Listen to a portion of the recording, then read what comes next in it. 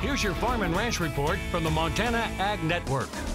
And good afternoon, everybody. It's time for your Farm and Ranch News. Well, as we mentioned this morning, the USDA released its quarterly grain stocks and annual Prospective Plantings report.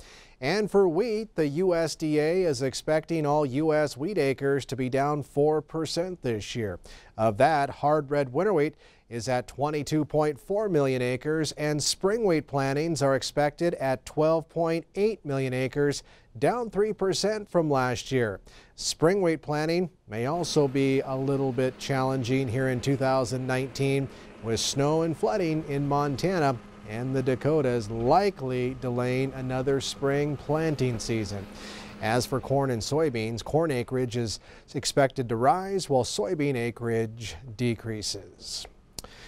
Well, at least every 5 years, the American Lamb Board conducts an extensive economic return on investment analysis with a third-party university. And according to the latest study, the American Lamb Checkoff program has positively contributed to the American lamb demand and industry profits. Another measure of checkoff program contribution to the industry is the cost-to-benefit ratio. Now, the Texas A&M study reported that the average return to industry stakeholders for every $1 invested into the American Lamb Checkoff program is approximately $14.20. And a bill sponsored by State Representative Ross Fitzgerald out of Fairfield that'll double the maximum cap on how much Montana farmers can be charged for the wheat and barley checkoff has been signed into law by Governor Bullock. The Montana Grain Growers Association's Lola Raska says it'll give farmers a little bit more flexibility in addressing ongoing priorities like trade, which is important to Montana farmers.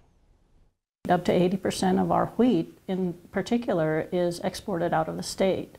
So the market development funds that are used for that area specifically are to educate our consumers over in foreign countries on what we provide, ask them what their consumers need. We want to match that up. And so the research plays into that too, so that the varieties that we're growing here meet what our consumers need. And it's important to remember that House Bill 151 only increases the cap, which, by the way, has only happened in 1983 and 2003, not the actual assessment.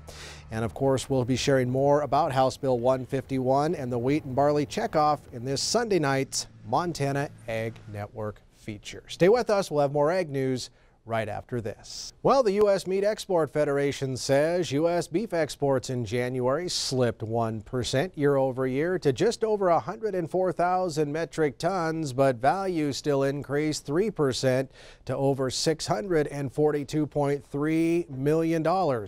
Export value per head of fed slaughter pulled back also from the red-hot pace of 2018, averaging just about $285 per head. That's going to do it from the Ag Desk. Have a great weekend.